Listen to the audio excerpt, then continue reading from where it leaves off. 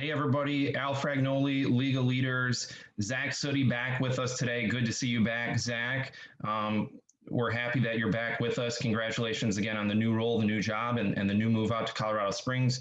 Today, our guest is Nate Kopp. Nate is the sports sales manager for the San Diego Tourism Authority. Nate, thanks a lot for joining us today.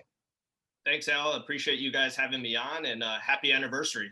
Thank you. I appreciate that. The big 6 years for Tina and I here. So, Nate, you were a part of our wedding, and yeah, thank you for the shout out there. So we appreciate it. But Nate, we've known each other for a really, really long time since our days back at Central Michigan. We've got a lot of questions that we want to ask you. So we're going to jump right into it. The first one is talk to us just a little bit about your current role right now in San Diego. Obviously, sports and tourism industry has been hit pretty hard, like a lot of different industries with the COVID crisis. But what are some of the biggest challenges that you and your organization have faced, and how are you working to overcome some of these challenges? Yeah, that's a good question. So my role, for those of you who don't know me, I work for San Diego Tourism Authority. So a comparable organization in Michigan would be Visit Detroit or Pure Michigan, which most people are familiar with. So our organization really sells and markets the city of San Diego. And I specifically work on the sports market. So what that means is I use sports to generate tourism, hotel room nights, economic impact. So how we go through that process is we really reach out to different sports organizations that own and operate events and try to convince them to come to San Diego. So a lot of our partners are national governing bodies, mainly out in Colorado Springs, where you just relocated, Zach. And we also work with the NCAA quite a bit, and then private sports operators as well. So those are our main targets for events that we bring to the destination. The best way I describe to people what I do is most people are familiar with the Super Bowl and March Madness, how they rotate around to different destinations every year. So there's actually a formal competitive bidding process on events like that. And unfortunately, here in San Diego, we don't have the stadiums and arenas anymore to host the Super Bowl or March Madness. But there are thousands of other events that are similar that I bid on every year to bring here to San Diego. And we compete against other destinations. So I may be bidding against Detroit on an event. The NCAA just awarded their 90 championship events this past week, actually. So we will be hosting the first and second rounds of March Madness in 2026. And I know Detroit got a couple events too. So it's a pretty exciting time. And that's what I do kind of in a nutshell. And it's definitely a difficult situation we're in with COVID. So San Diego is a very tourist friendly destination. It's the second largest driver of our economy is tourism. So about 200,000 people in San Diego are employed directly through tourism and hospitality at restaurants and hotels and attractions like SeaWorld and the zoo. So it's been difficult. You know, California has the hardest restrictions of anywhere in the country right now. So it definitely hasn't been an easy few months. And, you know, us as an organization, we're working through it. Our marketing team has been great in putting together some campaigns to really drive, you know, people staying in hotels who live here in San Diego. So while your kids are doing school online and you may be working from home, why don't you get away to the beach and spend a week at the beach, you know, in your own home city?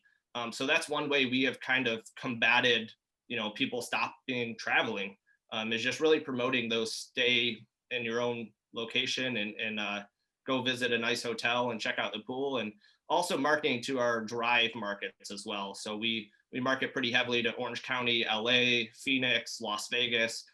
So we're you know, heavily dependent on those destinations right now. Well, air travel is, you know, non-existent. So we hope we can recover soon, and hopefully starting next year we'll start to see signs of recovery and things will get better. But yeah, it's definitely been an interesting year for sure. That's great, Nate. And I love the concept of the staycation, if you will. Yeah. I hope that continues to be a driver for your industry. As we know, the hospitality and tourism industry has taken probably the hardest hit in any industry within COVID. You mentioned a few things. You have a lot of experience with contract work within the sports industry, also some volunteer work. You've worked in contract roles for numerous Super Bowls. You also volunteered in past holiday bowls. Tell us a little bit about how you've been able to find these roles, and what are some of the positives from doing contract work or volunteer work within the sports industry. What advice would you give to those looking to work in these roles, especially those just coming out of college or maybe still in college trying to get that first opportunity? Yeah, sure. It's a good story. So when I worked for the U.S. Olympic Committee, which was my first job after college, I had the opportunity to work team processing at the 2014 Sochi Winter Olympics. And the U.S., we did our team processing in Munich, Germany. So I went over there to Germany for about a month in February 2014. And it was a very cool opportunity. Obviously, it's kind of an internal selection process the U.S. Olympic Committee goes through anytime there's international games that they're staffing. So my job over there was basically to get athletes ready before they went to Russia. So Germany was our kind of halfway point of athletes flew into Germany. They stopped there, they stayed for a night, got all their apparel, all their goods for the Olympics, and then we chartered them over to Sochi for the Olympics and Paralympics. So when I was working over there, one night I was hanging out at a beer hall with a couple of the coworkers, and one of our contractors at the time for the event was Jen Castile. And Jen, as a contractor, she didn't know most of our staff. And I also didn't know most of our staff because I was working at one of the remote locations in Chula Vista. And most of the staff that goes to the Olympics are all from Colorado Springs. So I was also a bit of an outsider in the group. So Jen and I kind of hit it up over a couple beers at this beer hall. And it came down to talking a little bit about our history. And the previous summer, I actually worked at a baseball league down in DeLand, Florida for the DeLand Suns. And Jen, funny enough, is from DeLand, Florida. And it's a very small city in Florida, not much going on there. So we had a lot in common just talking about, the different bars and different places that we went to in DeLand.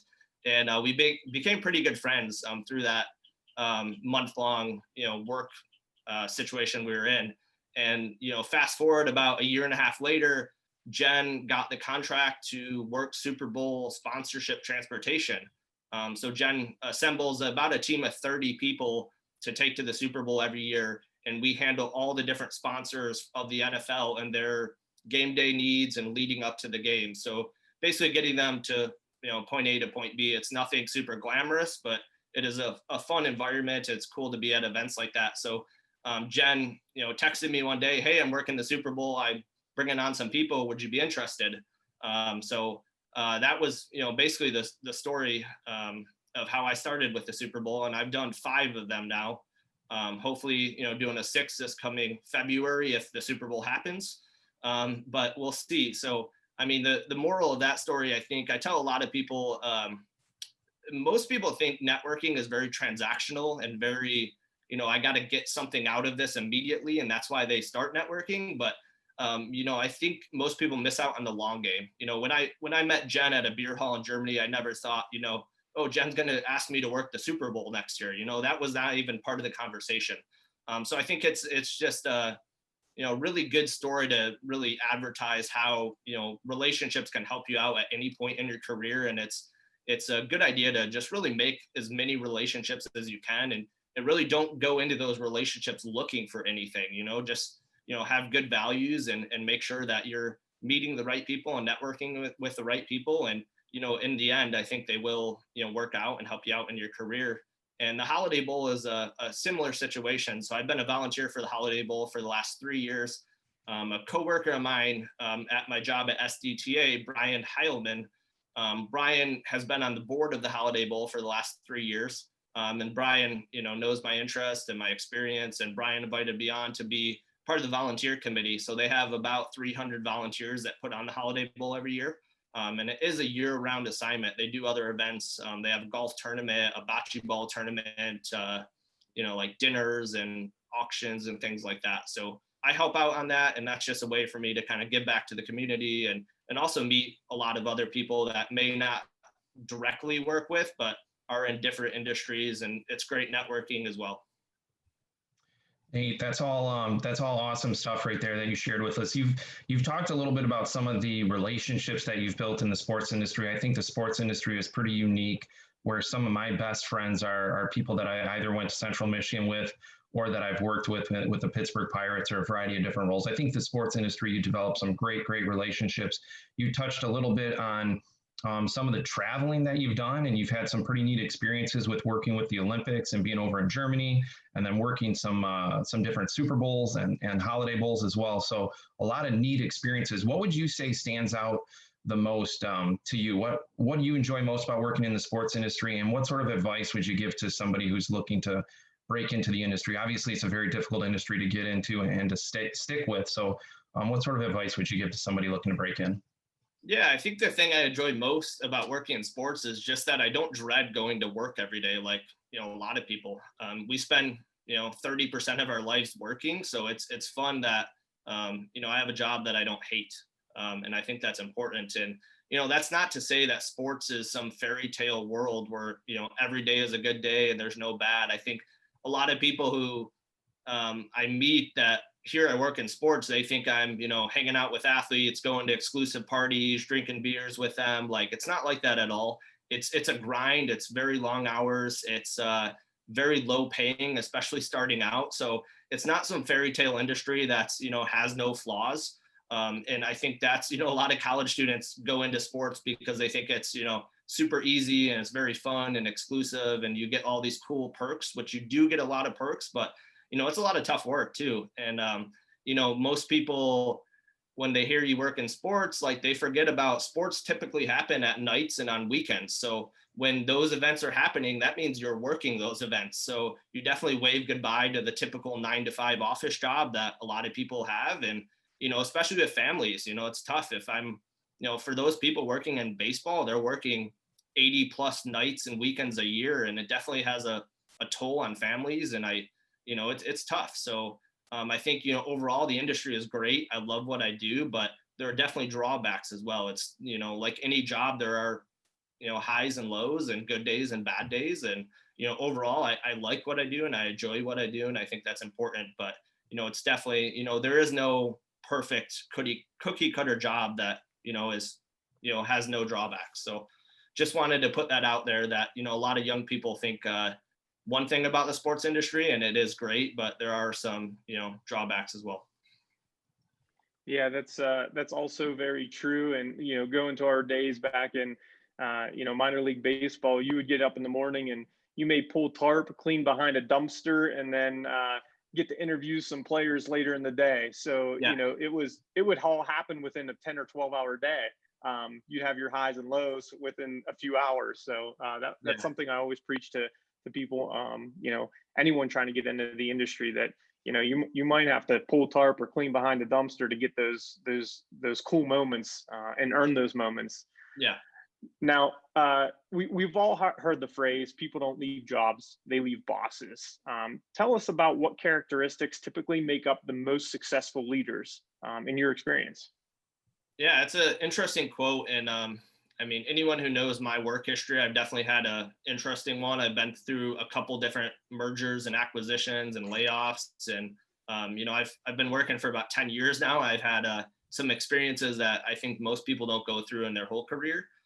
So I've definitely been exposed to, good leaders and bad leaders and people in the middle as well. So I think it's a good question, but I don't think there is any right answer. I think leadership is somewhat dependent on what industry you're in as well. I think there are industry factors for sports per se. I don't think there's a whole lot of technical side of things, in my opinion. My wife works in biotech, for example, so they're dealing with FDA audits and super elongated technical skill sets that you need for that type of job. And my job's not like that at all.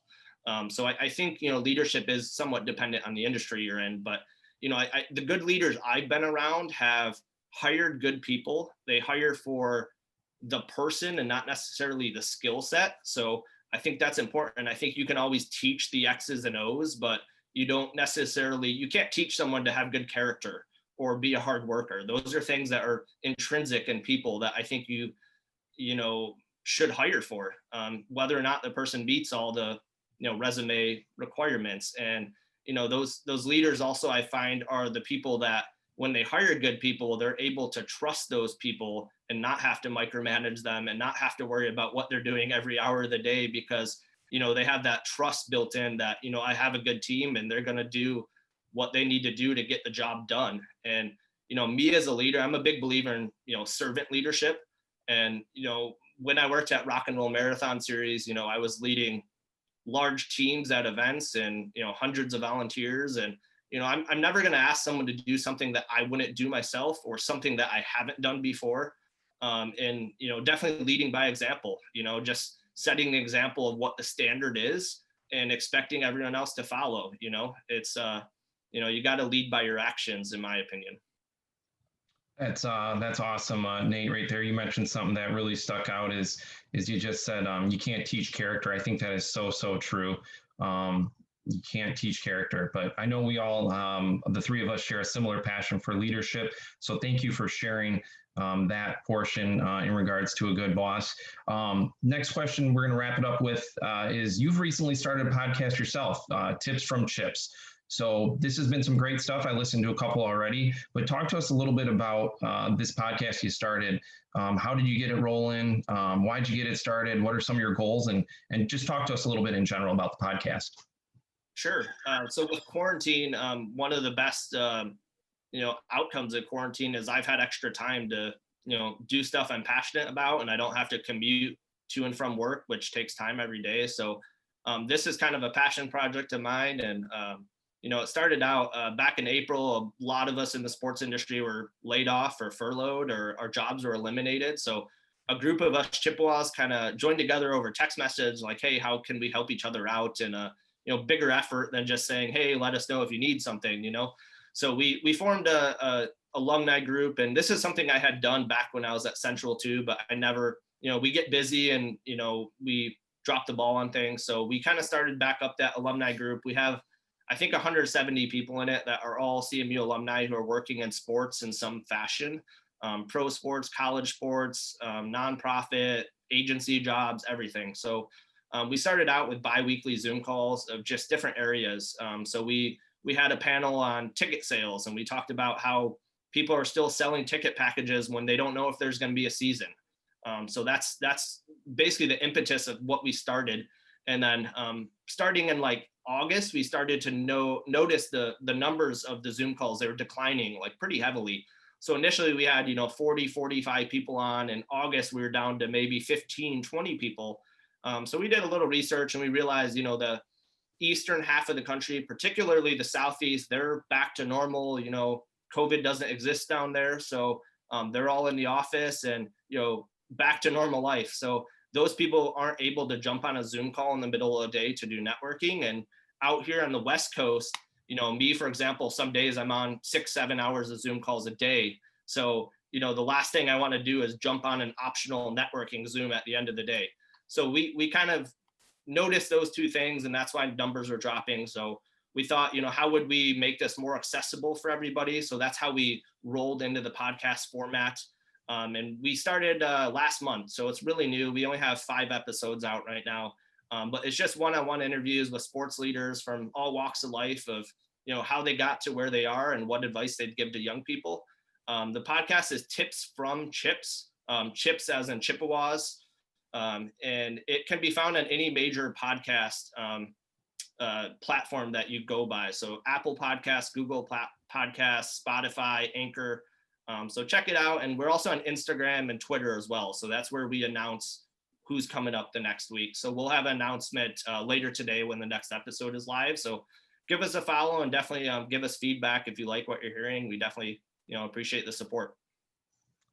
That's awesome, Nate. You shared a lot of great stories with us about some of your experiences in sports. So we thank you a lot for that, and keep doing what you're doing. We know it's a grind out there, especially right now during the trying times with the COVID pandemic, but all that means is it's going to get better moving forward. We know that.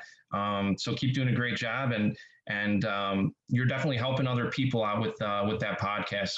So keep doing great things. We look forward to chatting with you soon. And thanks a lot for taking some time out of your busy schedule, Nate. Appreciate it. Always good catching up. Cool. Thank you, guys. Thanks, Nate.